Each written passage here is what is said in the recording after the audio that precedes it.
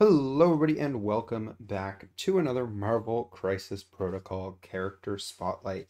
And today we are taking a look at the first of the Black Order on this series, not the first of the Black Order. We're not looking at Corvus today. We're looking at Proxima Midnight, who obviously has a lot of synergies with Corvus, so we will talk a little bit about that. But today we are focusing on Proxima by herself and synergies, so yeah, also Corvus, but mostly Proxima. So without further ado, we're gonna go ahead and get right into her stats here. So starting out, Proxima is a 3 threat. She is 3/3/3 defensively, so a very standard line there. 5 health, size 2, and a long move. So at first glance, looks pretty squishy, but very fast, which is great to see. She has 3 different attacks here. So the first one is a physical strike. This is going to be a 5 dice range to builder attack. So she's going to gain power based on the damage that she deals. And it's also got a wild pierce. So yeah, I mean, that's pretty good. 5 dice pierce on a 3 threats builder is quite solid. With the 5 dice, your odds on the pierce are something like high 50s, 60-ish%. So pretty good there. And yeah, though that can be a pretty solid builder attack there. Her next attack is her spear throw. So this one I always screw up and think it's a gainer, but it's not. It is a 0-cost attack, and it's range 3 energy, and it's going to be 5 dice. After the attack is resolved, she gets to place herself within range 1 of the target, so she's going to teleport to them, and then it has a wild poison. So after the attack is resolved, they will gain the poison special condition. So that's randomly useful. I mean, the spear throw is great for helping her get into range, and because of that long move, she can really often, stuff on the first turn, move. And then if somebody's kind of went up to grab an objective on the midline sort of thing, but maybe there's a secure there you want to be on, she can throw a spear at them and teleport to them. So she's getting a little bit of damage in and teleporting to the midline, which is really nice. So she can contest objectives and still be attacking. Then she has Quantum Starburst as her spender attack. So this is a 4-cost spender. It's range 4, so it is her longest range attack. It's going to be 6 dice energy, so just a little bit more damage than the spear throw attack here. And if this attack does deal damage after the attack is resolved, the target character is going to gain the bleed, poison, and stun special conditions, which is quite a handful there. I mean, between the poison and the stun, you can really cap someone's power efficiency, especially if you only do 1 or 2 damage with this attack. So there's kind of a silver lining to it of, maybe you'll spike the damage and that's great, but maybe you only do 1 or 2, and now their power efficiency is really brought down, and then they're also bleeding, so they'll be taking some damage, and you can kind of just leave them alone and let them kind of take some damage for a little bit, assuming they weren't holding objectives or anything like that. So there's no other urgency on killing them. So that's pretty nice. It's not the most powerful spender in the world, and it's a little expensive for what it does. But it is range 4, so that's really nice. A little bit of extra versatility for her. And it does throw a little more dice than her other 2 attacks, so not bad in that regard. And energy is a pretty good attack type, so there's an argument to use it over strike when, sometimes you could be going for the pierce and potentially have better odds on that. I don't actually know what's better, 5 dice with a pierce or 6 dice, but it probably depends very much on what the target is. But either way, it's a nice little bit of versatility for a kit and some pretty solid conditions to hand out on one attack.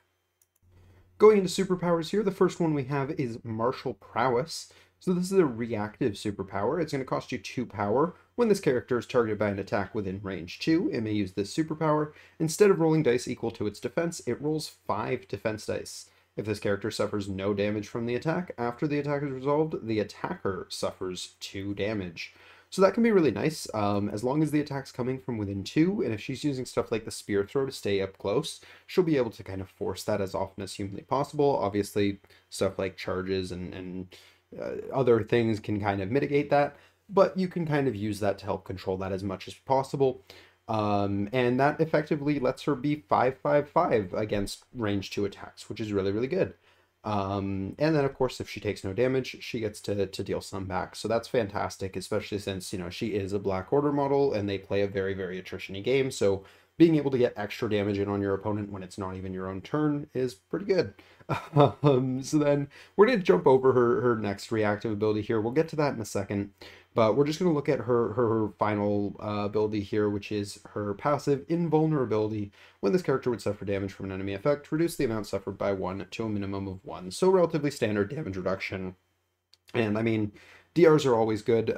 Three threats with DR are fantastic. I say this as someone who brings Luke Cage almost every game. Um, so suddenly this model that looked relatively squishy at the start, just being 3/3/3 5 health, has damage reduction and martial prowess, so she can be deceptively bulky when she wants to be. That invulnerability is actually a huge deal because a lot of the times your opponent's probably going to need at least 2 or 3 attacks to take you down, especially if you can get that martial prowess going. So it kind of makes her effectively have 6 or 7 health, which is pretty good. And then, if I remember correctly, on the flip side, nothing changes there, so everything else is the exact same there. And yeah, that's a fairly solid defensive line for a 3 threat, which makes sense because while her builder is, I'd say, probably a little above average for kind of a 3 threat line, her kind of ceiling for damage is relatively low compared to more damage-based 3 threats. So that kind of makes sense with a spender that's kind of more utility on the conditions and stuff. So yeah, she weirdly enough can kind of fill an almost tank role, which is really interesting and not kind of what you'd expect from a Black Order model in particular, or at least one that's played as much as she is alongside the murder bot that is Corvus. But talking about Corvus, we should mention Wife of Corvus Glaive. So this obviously only matters if you have Corvus Glaive, which a lot of the time, if you're running Proxima, you do. At the end of this character's activation, if it is within range 3 of an allied Corvus Glaive, this character may use this superpower. It's going to cost you 1 power, so very, very cheap, and you can always do it as long as you weren't like poisoned or something. And if the allied Corvus Glaive does not have an activated token, he may activate before your turn ends. So this is a super powerful ability. The ability to activate 2 characters in a row is actually so good that the tactics card that used to say you could do this with anyone is banned. So yeah, follow me for anyone who's curious and doesn't know about it. Yeah, this is crazy good, especially with the models being what they are, both being Black Order affiliated and Corvus, as previously mentioned, being a bit of a murder bot. Having Proxima kind of help tee up some kills for him can be really, really good for Corvus, and just the ability to go with 2 models in a row. That's going to help you keep priority because you're getting to activate 2 models before they get to activate 1, so you'll run out of activation sooner in an affiliation that already runs relatively few models on the board at once. So that's really good. You get to kind of force prio a lot more often. You get a little bit extra leeway with killing your opponent's models before they activate, which is fantastic for them. And then just kind of the ability to deny your opponent agency there of, they can't play their active team tactics cards between these activations. They can't move models to safer positions. They can't do anything between these 2 activations. So you can really have a huge impact on the board with 2 activations in a row. It's incredible how powerful that can be. So yeah, really worth pointing out just how powerful an ability like this is. And what's worth acknowledging is that Corvus can do it to Proxima as well. So Corvus has a very similar ability called Husband of Proxima Midnight, and it's pretty much the exact same thing. He lets Proxima go. So you can go whichever order you feel like is best, and because they both have a bunch of mobility in their kit, even if they've been separated, they have good ways of getting back to each other. Corvus gets medium moves off of his spender, whereas Proxima can teleport on her spear throw, and she's just a long mover, so she's pretty fast if she wants to be. So yeah, I can't overstate how powerful this is. Some things you do need to keep in mind with this is that it's very, very specific in the wording that Corvus activates before your turn ends. So you're not getting another turn, you're getting a second activation in the same turn. So for those unaware of kind of what that means, that does mean that once per turn effects are still kind of, it's in the same turn.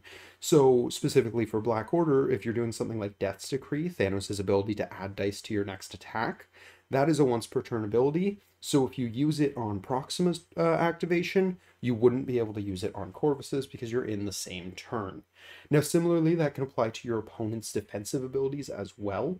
So, for example, personally, I play a lot of Steve Rogers, and his leadership lets you use the first superpower on each character for 1 cheaper. But it's only the first one in the turn. So say you're punching Steve Rogers himself and he's raising that vibranium shield. I can raise it against Proxima for 1 power, but then when you switch over to Corvus, it's still the same turn, so it's going to cost me the full 2 power to do it the next time. That's just one example, but there's tons of things like that where that could be relevant. So it's really worth kind of understanding how that works and the difference between a turn and an activation. So back to more kind of Proxima focused things. Yeah, what we have here is a really fast, relatively bulky, and not necessarily hard hitting, but definitely not pillow fisted either. I mean, 5 dice with a pierce is still very, very solid. The spender throws out some solid conditions, particularly the stun, and then the combination of bleed and poison with that can be really, really annoying. So there's a lot of really good things there coming out of Proxima's kit just in general. She's got the great mobility off of the spear throw, so she's kind of got a lot going on for her. The only thing she is really lacking is the ability to kind of really hit hard. She doesn't have, you know, like a 7 or 8 dice attack anywhere on here, but she's not hurting for output either. So what does she really like? Well, obviously, as mentioned, she's going to want to run with Corvus as much as possible. Running the two of them together is fantastic for all of the reasons we talked about there, and I'm not going to go back over all of those. But if you can bring them together, fantastic. So obviously the best place to do that is where they're affiliated, and they are only affiliated in one affiliation, and that is the Black Order. So I mean, the synergies here are fairly obvious. Black Order is a great affiliation for these models. They're both very aggressive, very violent. They're both relatively bulky, and so they're going to get a lot of value out of everything else that affiliation is trying to do, which is very much an attrition game. They're a lot of the times they're going for, we're going to murder you and we're going to murder you dead. And both of the leaderships kind of push that, and we'll talk about both of the leaderships as well. So yeah, there's kind of a natural synergy with just the theme of the faction, and then the very obvious synergy with Corvus. Other stuff, Thanos can help her hit hard with that Death's Decree that we talked about, adding 2 dice, or if she's on her injured side, 4 dice to her attacks, which really can make her hit like a truck, especially if you're going for something like that builder with the Pierce. So, you know, you Death's Decree the builder, and now you've got, you know, hopefully you've built a bunch of power, you've done a bunch of damage, and then you've either, you know, killed your target, and this is great, or you've gained enough to do the spender to hopefully finish them off. Or, you know, after you've killed your target with the first attack, you can then throw the spear to someone else and land, you know, at a different part of the board, or use that long move to pick up an objective and get out a dodge. So there's some really cool stuff you can do with that, and obviously Thanos is a really powerful model for that reason. You know, other synergies just kind of being obvious ones like CGR lighting stuff on fire. That's always good. So obviously there's some benefits to that stuff. But kind of specifically, the things we'll talk about here is the leadership. So first of all, Thanos is pretty straightforward. When an enemy character is KO'd, this character's controlling player scores 1 VP. So that's great when you're running the duo of Proxima and Corvus, because they are a very murdery duo. They're very effective at just kind of picking a model and saying it's dead. And we'll talk more about that when we get to our tactics card. But very solid leadership. One thing, of course, anyone who has played with or against Thanos is aware of. The flip side of Thanos, his leadership changes, and it's not quite as great. During the modified dice step of an attack, an allied character can take up to 3 damage for each damage suffered. They can reroll one of their attack dice. This is kind of meh. And the main reason for that being, on a model like Proxima with damage reduction and martial prowess and stuff like that, every HP matters. Every wound you take is kind of a big deal because you have so much stuff to mitigate it, so you're taking less. So taking damage on yourself, I mean, there's definitely situations where, you know, we need that 1 damage to kill this model, and that's basically game for us. So obviously there's situations where you're going to want to use it, but it's not something you're going to use very frequently, and because of that, it's kind of mediocre. So yeah, it's nothing special on this side, but the front side's fantastic. So definitely recommend bringing Proxima under Thanos, because yeah, that Proxima and Corvus specifically, because yeah, that's kind of just Black Order's thing. That's a really good duo. So the other leadership is Corvus's, and you'll notice Corvus doesn't actually have one right on his card, and here's the husband of Proxima Midnight we talked about as well. And you'll also notice they have relatively similar stat lines here, aside from the fact that Corvus is a 4 threat. We'll do a video on Corvus eventually, maybe not too soon after this one. I try not to do affiliations back to back if I can avoid it, but very similar stat line and defensive thing. But anyways, he has the first of the Black Order, which I referenced during the kind of opening of this video here.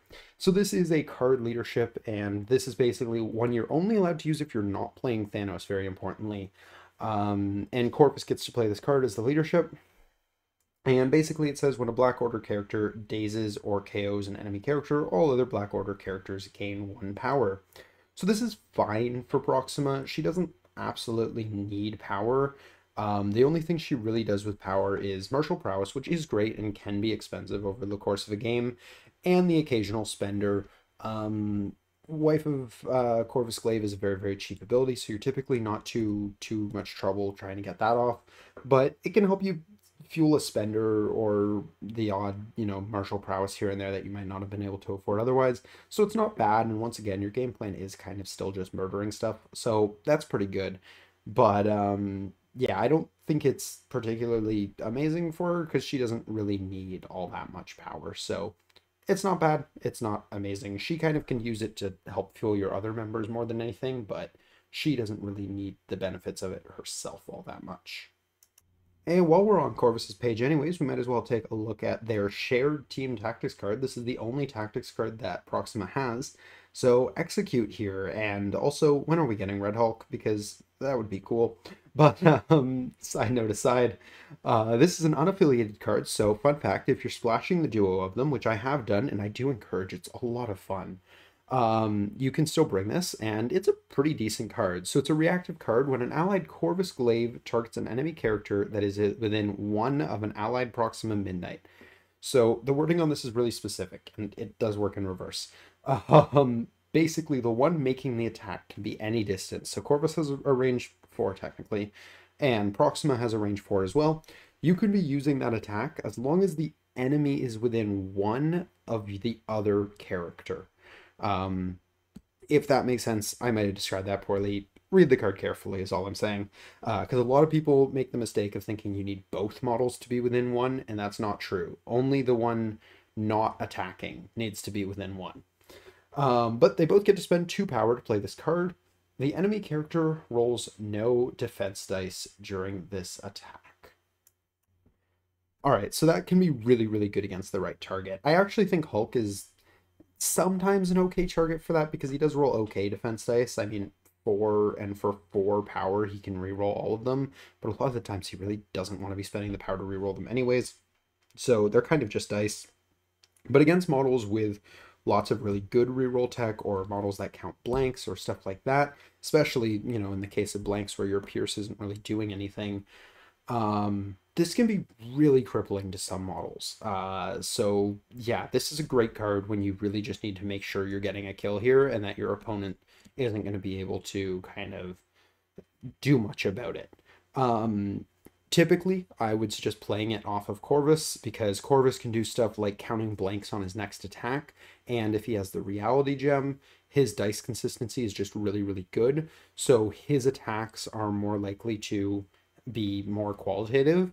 Whereas with Proxima making the attack, there's still a higher chance that Proxima just whiffs and then, hey, you did like 2 damage, right?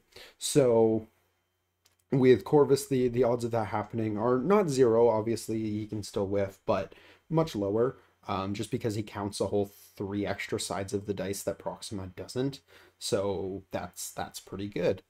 But there are definitely situations where it's worth playing this on Proxima. Maybe Corvus couldn't finish the kill. You didn't think you were going to need this, and now it's, game crucial that you get the kill. So husband of Proxima Midnight off of Corvus to Proxima, and then she gets to play it.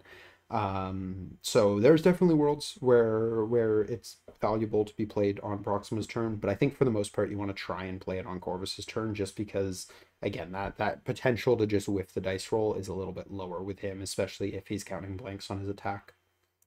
So one thing that I think doesn't really get talked about enough with Proxima, and specifically Proxima, although I will talk about both of them as well, is kind of splashability. She's weirdly a model that I think she's undersplashed. I think she's a really, really good model that could be played in a lot of places and just isn't, maybe because there's better options and I'm just stubborn and think she's better than she is. But personally, I think she could have a home in a lot of places, specifically places that have value for kind of defensive bulkier models or faster models or some combination of the both. So one of the places personally that I think she'd do pretty well actually is under Sam Avengers, because For those unaware, Sam's leadership basically says when one of your models gets dazed, one of your other models gets to advance, heal, remove a condition, and I think that's it. But freaking amazing leadership. And Sam typically likes to run a wider list, so mostly, threes, maybe the odd four, and tries to fit a two in there when he can. Because he wants to run a lot of bodies on the table, but he also wants those bodies to have kind of good qualitative defensive stats. So, he likes stuff like Luke Cage or Iron Man. And those models, one of the things they have in common is they're three threats with damage reduction, and I think she kind of fits that bill relatively well. So I think there's a strong argument for a model like Proxima in a Sam spam list, and it's something that I've been meaning to try out myself personally because I do play a lot of Avengers, so that's something I would be curious to try myself in the near future. Similarly, and I feel like I've been making this suggestion a lot lately for a lot of characters, but I actually think she'd do okay somewhere like Webs. Now, the one kind of tricky part of this is Webs is really not starving for a 3-threat slot, and to be fair, neither was Sam Spam, but she does have a lot of things they kind of like. She is a fast model, she can whip around the board relatively effectively, and she's relatively durable. She's got a damage reduction, which personally I put higher than rerolls any day of the week. But that's just because rerolls never work for me, so we're not going to get into that. But I think she'd be really, really effective for kind of the same type of game plan they want to go for. The biggest issue here would just be, does she really get a roster slot over some of the fantastic threes they already have available to them? But I think she'd be worth trying out and at least considering there. Oh, not to mention under Webs, I think she'd get a kick out of Miles' leadership, having a reroll on top of all of her other defensive stuff. And I think that reroll would be usable on Martial Prowess, so I'd have to double check that one. But I don't see why it wouldn't be. So suddenly you have a reroll on a thing that damages your opponent for failing to damage you, and that's pretty cool. So yeah, I actually really like the sound of that now that I think about it. So talking about the pair of them, there's a couple kind of interesting places where they can go. Corvus in general can be a lot more power hungry than Proxima can be, so he doesn't mind so much leaderships that are kind of going to help build up power and stuff like that. So that can be an argument to put them in some of the more power-based leaderships. But one of the big things you got to really consider when you're splashing them, if you're splashing them as a duo, is that it is two models that are only affiliated in Black Orders. So if you're splashing them, there's no chance that either of them are affiliated outside of there. Which means you need to be running at least 3 affiliated models to count as affiliated. So you need affiliations that are capable of going relatively wide, but also ones where it just kind of makes sense to be running them. I think some honorable mentions for that include stuff like Guardians, for example, where they're capable of doing a very, very wide roster.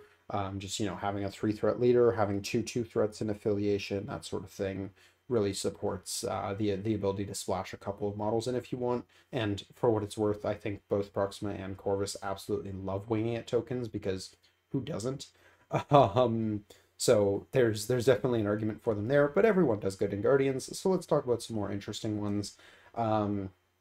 I think something like Asgard could be cool for them, but Asgard has a lot of high threat models, so it could be hard to squeeze them in. But if you could, I think a little bit of extra healing here and there, as well as condition removal, could be really, really nice, because that's something neither of them really have, and a staggered Corvus just feels bad a lot of the time. Avengers, Sam Spam, as we mentioned, I think Corvus could be an absolute menace there. So that could be really, really interesting, getting extra movement and stuff like that. And, again, as we said, you're trying to go wide with Sam as it is, so you shouldn't have a hard time filling those, at least 2 more affiliated member slots. So that's another one. One place where I've tried the duo personally was Hydra, and kind of the idea here is what you can do is you run. I was doing it under Red Skull. I also had Strucker. I might have actually done a game of it under Strucker, where Proxima is actually going to get some value out of the leadership there, because she does hand out conditions, and that gives her some healing. So that can be nice. And Red Skull is just a power leadership, but Red Skull is just a very good model.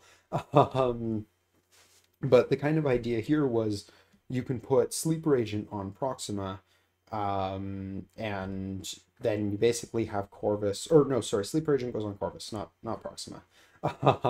Sleeper Agent goes on Corvus, and basically what you do is you have Proxima tee up the kills for him. So Proxima goes first, she does a bunch of damage to your opponent's models, hopefully. you know, gets them semi-low on health and in killable range for Corvus.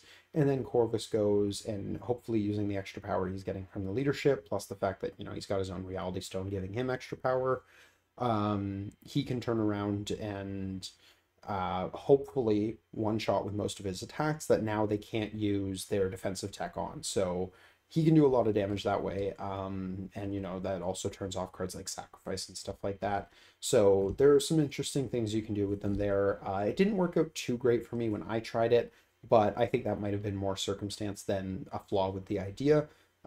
So it's something I would try again in the future. I just don't play very much Hydra, so but it was a lot of fun. Even though it didn't do amazingly well, it was certainly a fun handful of games. So yeah, I think that's gonna just about do it for Proxima Midnight here. And yeah, what we're kind of left with is a model with, first of all, an insane synergy with a specific other model, and eventually we'll talk about Corvus, but I feel like I'm going to tread a lot of the same ground, so we might kind of come back to that at a later date. Um, but she's got really solid defensive tech. For a 3 threat, she can take a lot more than you would expect at first glance. She's got a great mobility kit. You know, being a long move is already fantastic, but then the spear throw, placing you within range 1, she can move around the board really, really effectively with stuff like that. So that's really, really good. Martial prowess, getting a little damage out on your opponent's turn, and then throwing out some conditions that, while they're not, you know, game-breaking conditions like stagger or anything like that, they are still going to impact and slow down your opponent, which can be really, really good. So yeah, we have kind of a nice little kind of skirmishy model here. She can get in, she can get out very, very effectively. She's got solid defensive tech, so when your opponent does go into her, she's got good chances to survive.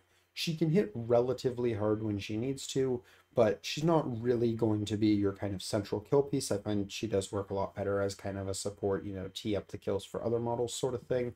But having a 5 dice with a Pierce, she can still do a lot of that work on her own when she needs to. And yeah, she's kind of got a very kind of complete package, and I do think she's very playable kind of on her own. I mean, if you're playing her in affiliation, I think you're bringing Corvus pretty much no matter what you're doing, because he's just a fantastic model there.